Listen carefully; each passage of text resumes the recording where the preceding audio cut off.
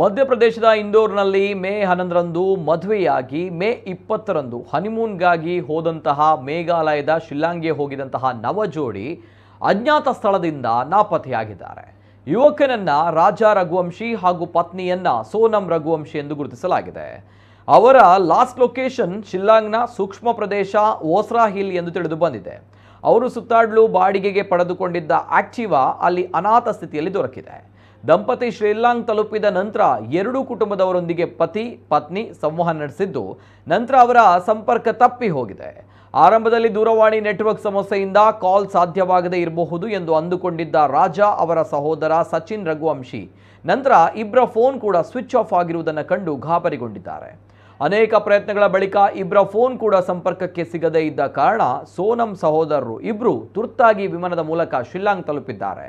ನವಜೋಡಿಯಲ್ಲಿ ಕ್ಲಿಕ್ಕಿಸಿದ ಫೋಟೋಗಳನ್ನು ಗೂಗಲ್ ಮ್ಯಾಪ್ನಲ್ಲಿ ಹಾಕಿ ಅದರ ಹತ್ತಿರದ ಲೊಕೇಶನ್ ಗೋವಿಂದ ಅವರು ಪತ್ತೆ ಮಾಡಿದ್ರು.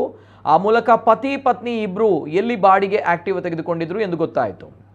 ಅನಂತರ ಬಾಡಿಗೆ ವಾಹನ ನೀಡುವ ಏಜೆನ್ಸಿಯ ಪತ್ತೆಯಾಗಿದ್ದು ಅವರಿಗೆ ರಾಜಾ ಸೋನಂ ಫೋಟೋ ಕಳಿಸಿಕೊಟ್ಟು ಈ ಬಗ್ಗೆ ಮಾಹಿತಿ ಕೇಳಲಾಗಿತ್ತು.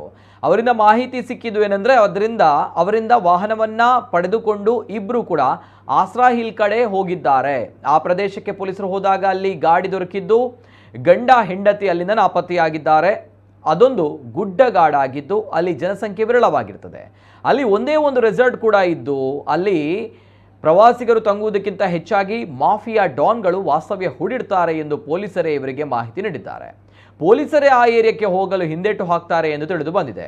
ಯಾಕೆಂದರೆ ಈ ಹಿಂದೆನೂ ಕೂಡ ಈ ಅಜ್ಞಾತ ಜಾಗಕ್ಕೆ ಬಂದಂತಹ ನವ ಜೋಡಿಗಳು ಹೀಗೆ ನಿಗೂಢವಾಗಿ ಕಾಣೆಯಾಗಿ ಹೋಗಿದ್ದಾರೆ ಎಂದು ತಿಳಿದು ಬಂದಿದೆ.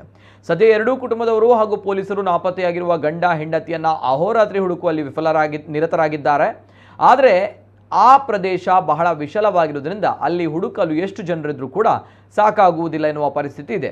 ಸದ್ಯ ಮಧ್ಯಪ್ರದೇಶದ ಮುಖ್ಯಮಂತ್ರಿ ಮೋಹನ್ ಯಾದವ್ ಅವರು ಮೇಘಾಲಯದ ಮುಖ್ಯಮಂತ್ರಿ ಕೊರ್ನಾಡ್ ಸಂಗ್ಮಾ ಅವರ ಜೊತೆ ಮಾತನಾಡಿದ್ದು ಇಂದೋರ್ ಪೊಲೀಸ್ ಕಮಿಷನರ್ ಸಂತೋಷ್ ಸಿಂಗ್ ಅವರು DCP crime branch Rajesh Kumar Tripathi ಅವರನ್ನ ಈ ಬಗ್ಗೆ ತನಿಖೆಗೆ ನಿಯೋಜಿಸಿದ್ದಾರೆ. ಹೆಚ್ಚುವರಿ ಪೊಲೀಸ್ ಅಧಿಕಾರಿಗಳನ್ನ ಹಾಗೂ ಸಿಬ್ಬಂದಿಗಳನ್ನ ಈ ಪತ್ತೆ ಹಚ್ಚುವ ಕಾರ್ಯದಲ್ಲಿ ತೊಡಗಿಸಲಾಗಿದೆ.